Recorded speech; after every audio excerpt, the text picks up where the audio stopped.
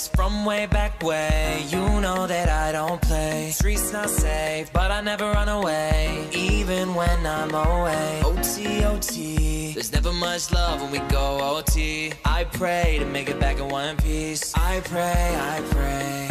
That's why I need a one dance. Got a Hennessy in my hand. One more.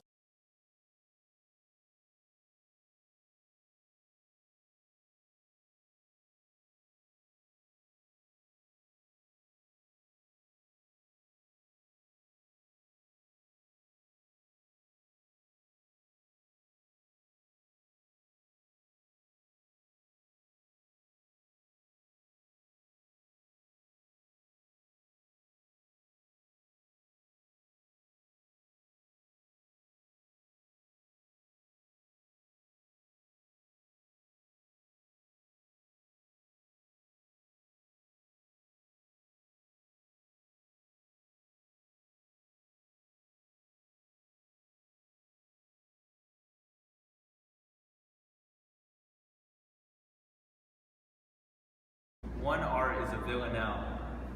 It has 5 triplets and 1 quartet.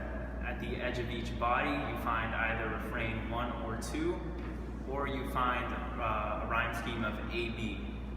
Elizabeth Bishop has been losing her whole life. She lost her father before her first birthday. She lost her mother to a mental hospital at the age of 5. After that, she was raised by her father's family and experienced an atmosphere of constant love and support. She then attended Vassar College, and there, through the school librarian, she befriended famous poet Mary Ann Moore. The two instantly befriended one another.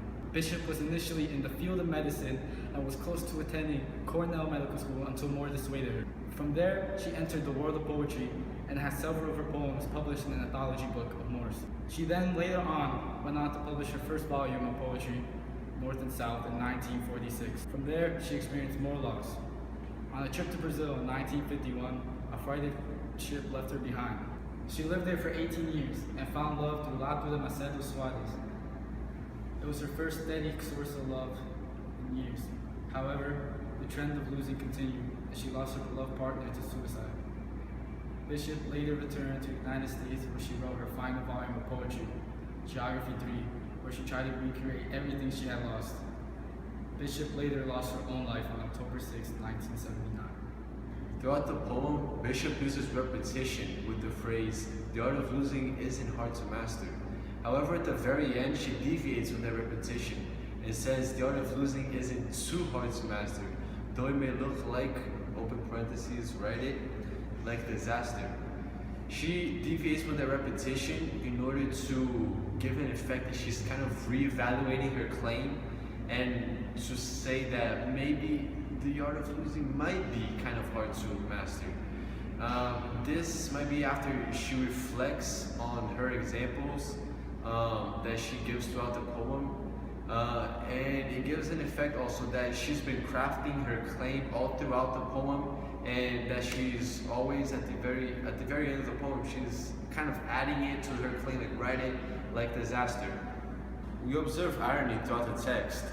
She gives examples of losses and tells people to try to get over these losses, even though she can't get over the losses herself. And then she realizes that at the very end of the text, and the tone of the text doesn't make it seem like she's complying with the advice that she's giving. This might show how she's trying to force herself to overcome a loss, and therefore she has trouble writing the poem because she has struggled to craft her claim to begin with, because she's sounding redundant with her claim. Like she can't get over her losses herself. So what she's saying, she's not really leading by example. This stanza is the turning point in the poem because Elizabeth Bishop begins to get personal. She starts off with the generalization of losing, how we all lose things such as our keys and our wallet, but then she goes on to say that she loses her mother's watch. The watch could have had a significant meaning to her or her mother, and by losing it had a great impact on her. This shows that the greater the loss, the more impact it has on you. Also, it shows that by coping with the little things that we lose, such as the keys and the wallet, we can learn to cope with greater things we lose, such as loved ones, as she goes on to say. Therefore, making the art of losing not hard to master. She uses repetition in the poem to embed in our minds that through life we're always going to lose things. We're always going to lose things on a different scale. So some things might be small, some things might be large, but no matter what, we have to keep pushing through it because life goes on, and overall we just have to keep it together. Life is not easy. Life is full of obstacles, hardships, struggles, challenges. We also face losses in life. Losses can either be big or small. These can also affect us deeply or not. But sometimes we shouldn't let losses control our feelings, our emotions, our personality. We should be able to control the loss. The impact of this poem is to motivate and lift an individual's self-esteem, because sometimes the loss can lower that. We shouldn't allow that to happen. We should be able to use that loss and push further and succeed in life, and as well as grow as an individual.